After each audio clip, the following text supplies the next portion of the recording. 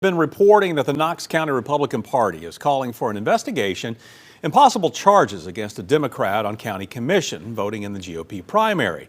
6 News anchor Lori Tucker brought in WATE legal analyst Greg Isaacs to understand the issue of crossover voting and whether casting a ballot could put you in legal trouble. Greg, glad you're with us. Lori, good to be here. You know, when it comes to other states, when you register to vote, you, of course, list which political party you support. Not in Tennessee, you don't have to do that, but still, Democrats are not supposed to vote in Republican primaries and vice versa.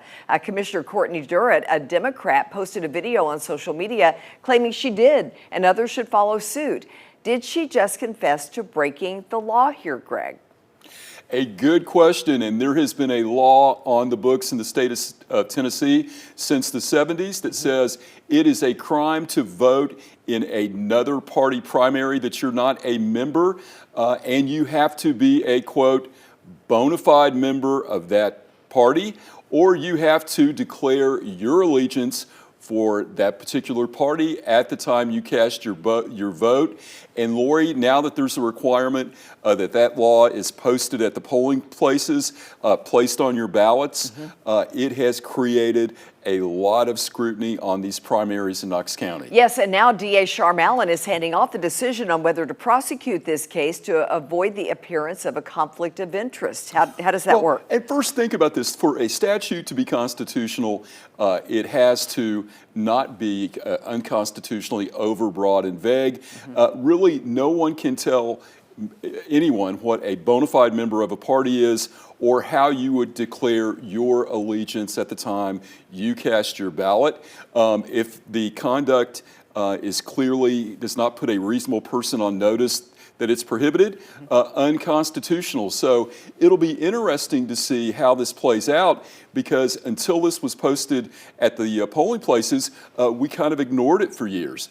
Now, another interesting thing, you have a place like Knox County where, you know, typically there's a lot of Republicans on the ballot, like the sheriff's race. Far outweighs Democrats. Far outweighs.